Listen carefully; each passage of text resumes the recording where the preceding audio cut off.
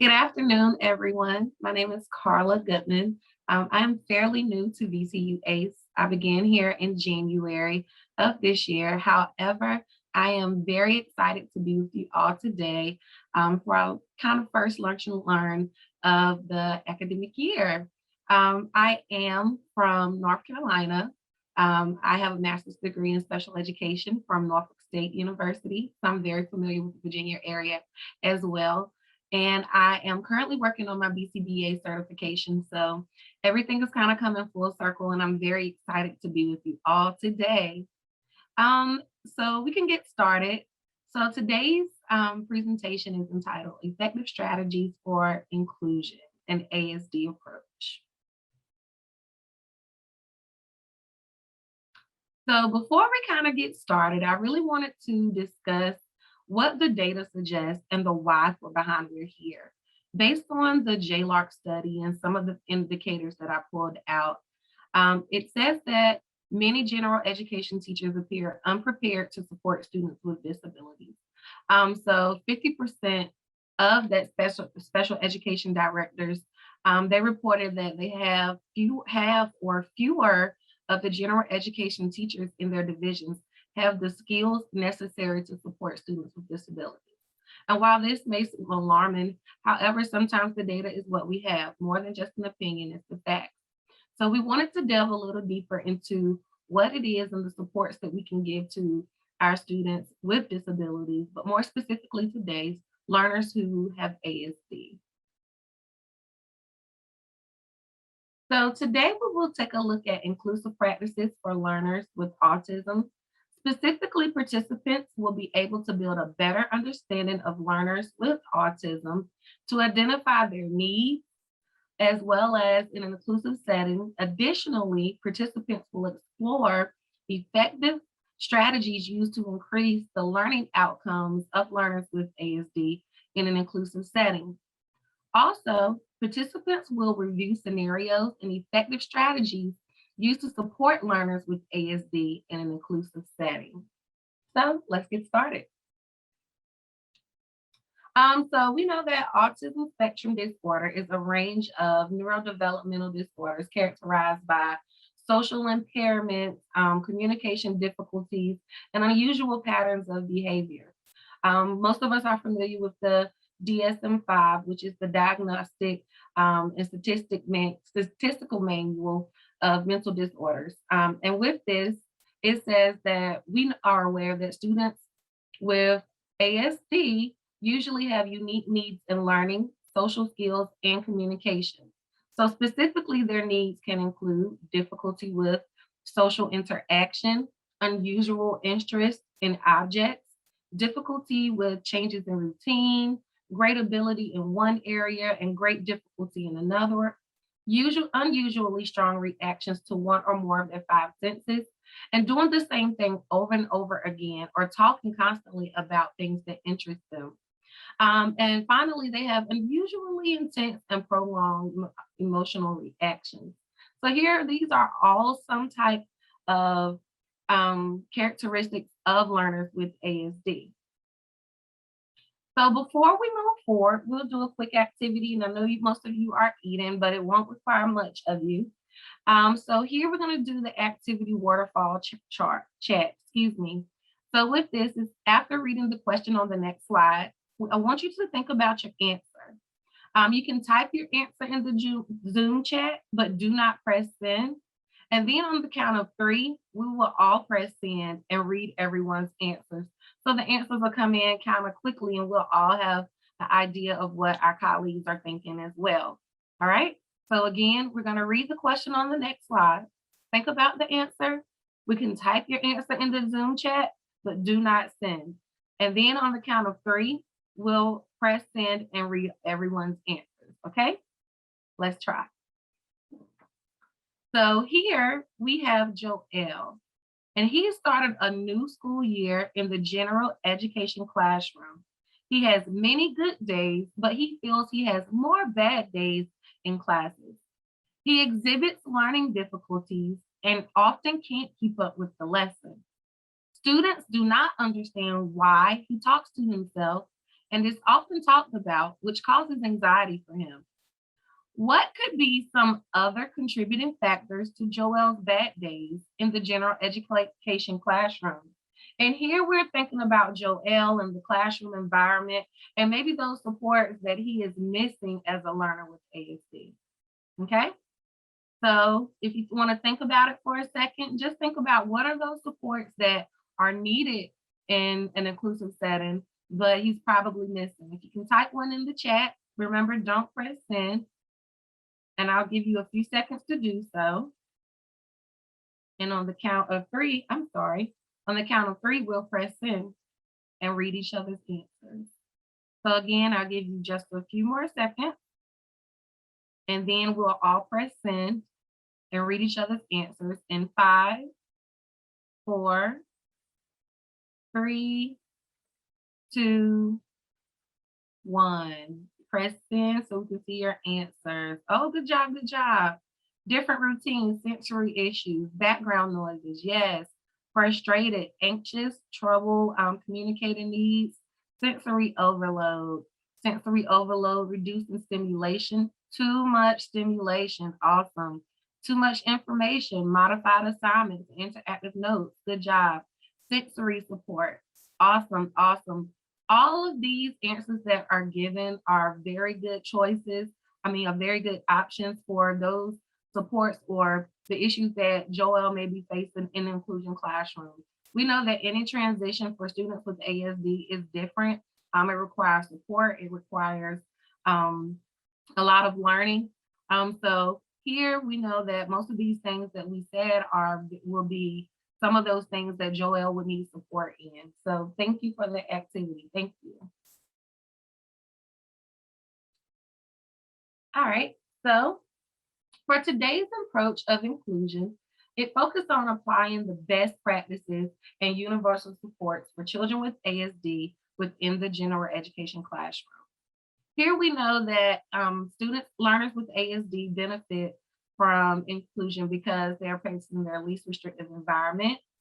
They have interaction with their same age peers. They have opportunities to be exposed and master general education curriculum, as well as improve social and communication skills. So there seems to be a lot more benefits here for learners with ASD once they're included or placed within the general education classroom. So during my study time, I took the opportunity to visit the VCU ACE website. And yes, this is kind of a plug because we have many resources on the website to assist you, not in just what we're talking about today, but other areas of concern as well for learners with ASD. However, a colleague, Cindy Petoniak, states in her research a two-part series that she did entitled Inclusion, How Do We Make It Meaningful? And she states that research over the last several decades shows us that when we truly focus on including children, on belonging there rather than just being there, on meaningful participation, the results are amazing. And this is important because meaningful participation among students occur when students feel confident in learning and when learning is connected to the student's personal interests and is applicable to their lives. Here are some more benefits of inclusion. When the learner with ASD has meaningful participation in an inclusive classroom, their outcomes are improved in the following areas, academics, social skills, and community experiences. And all of these are areas that will assist them with their transition to adulthood. And it helps students to take a part in the learning process and the lessons that they're assigned from beginning to end. So what does an inclusive classroom look like for learners with ASD? So if we were to visit an inclusion classroom, we should see all students participating. There's that meaningful participation. They are active learners and moving with each part of the lesson.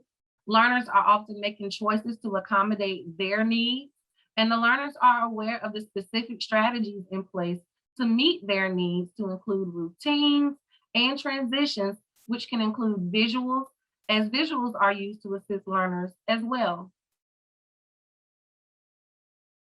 So when we know that when we combine ASD, with inclusion, we get the application of effective strategies for teaching ASD students or learners with ASD. So here today is what we will look at are effective strategies or strategies that are evidence-based that we know are appropriate in inclusion settings for assisting learners with ASD. First, we'll look at antecedent-based procedures. So here, antecedent-based procedures is a proactive approach as it involves altering the environment to produce a desired response or make an undesirable behavior less likely. So we know that a lot of times that when we set up our classrooms at the beginning of the year, we're thinking about different ways or different approaches to what the environment should be like in the event that we have certain students or students that we want to decrease those undesirable behaviors for. Specific strategies to support antecedent procedures include priming, prompt delivery, visual schedules, self-management strategies, and student preference assessments and choice. So here today, we're going to discuss these specific strategies to support ABI just a little bit more. And from that standpoint, we'll dig just a little bit deeper into other strategies for inclusion for learners with ASD as well. First, we have self-management strategies. And self-management strategies promote independence by shifting the responsibility of behavior management from the teacher to the student. So what does self-management look like for learners with ASD in the classroom? Student selection of goals. They're able to choose the goals that they're working towards, or they have an active, they're actively participating in the writing or drafting of their IEP goals. Students' own self-observation and recording of behavior. When students are usually able to track their own behavior, whether it's a chart, a daily visual, they usually are able to determine what it is that they should be doing. And again, that will help us to decrease that unlikely or undesired behavior. And then students administering their own reinforcement. Specifically, students who are involved in reviewing their assessment results, working with their teachers to set reasonable but aspirational goals for improvement, and continuing to drive their learning outcomes frequently to reinforce their goals. When implemented well, we know that these goal setting practices have significant positive outcome on student achievement. Next, we'll look at priming. Priming is used to prepare students with ASD for a situation or task by providing the students with relevant information. So implementing priming in the general education classroom assists students with ASD by familiarizing the child with the change before it occurs. It helps to introduce new information or a new activity. It reduces stress and anxiety around change and increases the child's success in adaptive behavioral change. As an example, as a former teacher, when I was in the classroom, I knew that whenever it was time to prepare for a certain fire drill, that I would go over our social story, our visuals and things that related to the actual fire drill, the process, the loud noise that was soon to come as well to prepare the students for the change. Yes, it helped to reduce anxiety. Yes, it helped to reduce the stress for the students. So we were able to facilitate a fire drill that was appropriate and distraction or disruption free from our students who sometimes have difficulty in situations or with changes in their schedule or transition. Next, we have prompting. And prompting strategies help to elicit responses to academic or behavior activities for students with autism. And there are many types of prompts. The ones here that are here we will discuss is called gestural prompt. And that's using a gesture or any type of action the learner can observe, your hand movements, anything. Full physical prompt. And that's fully guiding the learner's hands to fully complete the task. So that's hand over hand, you assisting them in tying their shoes. You're assisting them fully out with your body and theirs as well. Partial physical prompt. It provides some assistance to guide the learner. So we may start out hand over hand, but when we get to the last step, we're generally going to let the learner with ASD do that independently. A verbal prompt. It gives a verbal cue, such as the beginning sound of the answer. A visual prompt is a picture or a cue which provides information about the correct answer. Then we have a model prompt, and it shows the student what to do through modeling. All right, next we have visual schedules, and they are used to visually communicate approaching events and facilitate smooth transitions and allow student choice. Visual schedules are widely used in different forms. For example, in physical wall-mounted boards or planners, these are all examples of those visual schedules that we can have in the classroom for learners with ASD. For learners with ASD, they benefit from visual schedules as they increase their own task behavior, increase student independence, and they decrease anxiety about changes. So here in the corner, you will see an example of a schedule that may be used for a learner with ASD. We know that sometimes there are different schedules or different activities that our learners will participate in. So here you can take each item in like maybe a Velcro or a glue taping format to assist the student in creating their visual schedule each day so they are aware of what it is that they will be doing, and we can facilitate that smooth transition and allow the student their choice or the opportunity to, function a little more independently throughout the day. Next, we have social engagement. And social engagement is when a student with ASD has active participation, and that's back to that meaningful participation in classroom activities. How can social engagement be incorporated into the inclusive setting? And that's through peer-mediated interventions. Peer tutoring is an example of that. And we know that peer tutoring has been utilized to enhance own task behavior, math achievement, as well as social relationships for students with disability. Teachers may increase social participation by simply asking questions during class and supporting replies with prompts and social reinforcement. The likelihood of communication and shared attention improves as the learners with ASD begin to respond to the social interaction started by others. So additionally, when learners with ASD are able to make their own choice as well, they are more engaged than in the total school environment. Next, we have physical engagement. Students with ASD benefit from activities that will allow them to be active and accommodate their needs to move their hands or move around the classroom. I know a popular toy for a lot of kids right now are the little poppets. And I had a parent to ask or imply about what it was actually used for. When I said sensory, she dug a little deeper and she wanted more information. So we know here that incorporating movement into class routines or giving students an object to hold those sensory toys, they help to improve their concentration and their attention to focus in class as well. For learners with ASD, the need for physical activity often moves beyond the emphasis we have for other students. And that's because we know they have those different needs as well. Research indicates that movement and exercise can sometimes reduce and prevent challenging behaviors. As a special education teacher, I try to integrate movement into the learning class and class routines, whether yoga, line dancing, or making sure that the facilitation of class transitions allowed or afforded the student the opportunity to get out of their seat. And physical activity for learners with ASD, we know that they move regularly or they should move regularly throughout the day. All right, next we have student strength and interest.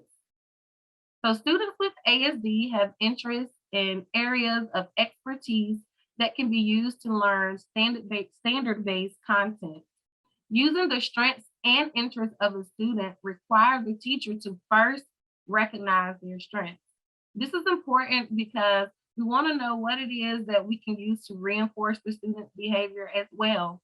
And we know reinforcement is what occurs after the student's behavior because we want to increase the likelihood that they'll do what it is or that desired behavior. So from that standpoint, we want to discuss a little bit more how this is done. How can we include the student's strength and interest? First, we can recognize the student's strengths and interests. And here, the Spark study is something that I've discussed, and I've put their information on the resource slide at the end of this presentation. And they said that a common symptom of autism is having an intense focus on a topic or object called a special interest. And what they do is they dig a little deeper and they actually have a survey that you can use with your students to help determine what it is that their interests are, that intense area of focus that they have. And there are many different examples of a student interest survey. And we know that sometimes they're different based on our student age group. Sometimes at the high school level or higher level, students or learners with ASD, they're transitioning right out of school or into post-secondary outcomes. And we want to make sure that the survey is appropriate as well to what it is that is going on in their current lives. Also, we can recognize the student's strengths and interests by simply having a conversation to build a relationship with the student. All right. Dr. Rita Pearson, she's a was a very sought out educator, and she worked a lot with special needs students as well as students in certain demographics. And she said that no significant learning can occur without a relationship.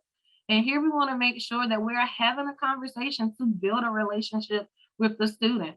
We want our students to know that we're concerned about them, we're concerned about their interests as well. And students with ASD need opportunities to develop those social skills. So this is another opportunity for them as well to learn more and assist more with their transition ultimately to adulthood. Teachers also learn important facts about the students while building that relationship. So when we're learning about our students, I know that sometimes we can have from 5 to 20 and sometimes even more in a classroom. And it takes a lot of planning and working, but these are two very good options or very good ideas for making sure that you're building relationships or that you are actually studying the student's strengths and interests. Remember that you can use these to help you reinforce their positive and or negative behavior. Next, utilizing the strengths and interests of our students. So in an inclusive setting, we know that sometimes we have a variety of different learning personalities, learning styles, as well as interests from all of our students. So using different websites to find reading materials related to the student's interests is important as well. They have websites such as ReadWorks and Common Lit. These two websites are very, very good websites for accommodating the student's needs or making sure that you can pull out reading materials or content based on what the student's interests are. It ranges from math, life experiences, old literature, Black history to current events and all of the things that are going on political avenues, as well as you can record student data. So that's another plug that you can actually use these websites to assist you in data collection as well. Allow students to write about their interests in a journal. And we know that students express their interests while participating in learning activities. So here, when they're writing in their journal, they're talking about those things that may interest them, or they're talking about those things that may be happening with them. And these are other ways to learn about our students and learn what it is that we can do to support them. Maybe it's a student that you can't get through. We can leave questions in there, and that assists with the student as well. Learners with ASD often have difficulties explaining their needs or their desires. So here, that can be a great example for the students to write down questions or write down things that they're having issues with in the inclusive setting, and the teacher can write back to them. Next, review math curriculum to find any areas that might intersect well with students' interests. Universal Design for Learning. They offer a set of suggestions that can be applied to ensure that all learners can access and participate in all opportunities. And their website and their resources are at the end of this presentation as well. We want to make sure that we're using or we're giving all of the students the opportunity to have that meaningful participation in the classroom setting. And so here with all of this information or some of the resources listed, we know that this is just the beginning or just the start at making sure that we're promoting active participation, meaningful participation, and that in an inclusive setting that all learners with ASD have the opportunity to learn. So in summary, inclusion is all about the learners in an educational experience alongside their classmates while having access to their grade level material that is stimulating. For learners with ASD, everything can be changed or adapted. We know that the inclusive environment should provide the learner the confidence to express themselves without fear or being judged. Their teachers should implement strategies to assist the learners with ASD in a welcoming environment, such as the ones that we discussed here today. They also have the ability to express themselves in a non-judgmental setting. With these implications, learners with ASD can meet their ultimate potential and transition to adulthood appropriately. Awesome.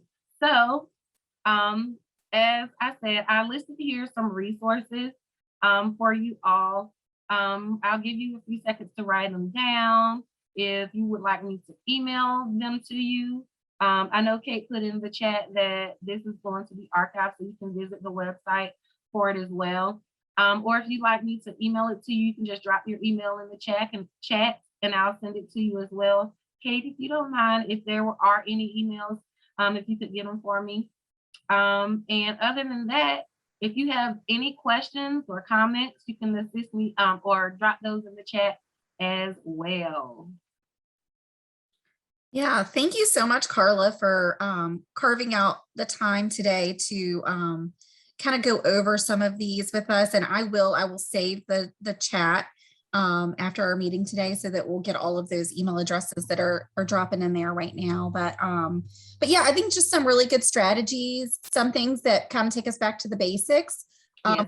Can't forget how we need to do those things to increase inclusion for our students with ASD. So I think this was really a nice talk today. What questions does anyone have? I see a lot of email addresses, but would love some questions for Carla while we have her today. We'll give everybody a minute here. Sorry, my voice is trying to go out on me, folks. You're fine. Jeez. You never know if I just sound funny in my own head though, or do I sound funny to other people? I don't know. Yeah. Oh, goodness. Okay. Any No for Carla? Everybody said just send me the information, and that's totally okay. Yeah, I get it. And if you'd like to email your questions as well, that's fine. I know we're on lunch and time may be limited on your side as well. So emailing once I send your information is totally okay as well. Networking is great. Yeah, for sure. And Carla, we can put your email address into the chat. Yes, and I'll type that right now. Okay. And that way folks can get in touch with you. Although it is available obviously on the ACE website as well. So, and she has a great profile picture. You need to check it out. It's really lovely. Thank you. Julie. Julie says thank you. We appreciate it. Thank you, Julie. Okay. Awesome. Well, I mean, if there aren't any kind of questions coming in, make sure you get all of their email addresses in here. Thank you, Donna. Thank you, Donna. Have a good one. Awesome. Yes, very educational. Do you see that card? Thank you. Thank you. It's always good to have those encouragements, isn't it? It is. Thank you so much. I see a lot of email addresses from school divisions that I know we work with often. So that's really exciting as well. So Yes. Awesome. Thank you, Stacy. Have a good one.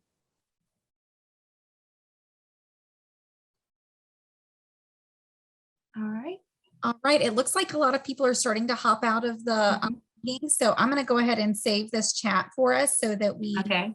have it for, if I can remember how to do. Thank you. I'll be answering those questions. Got it. Okay. All right. Have a good one. All right. Thanks, Carla. Everybody have a great day. You too. Thanks, Kate.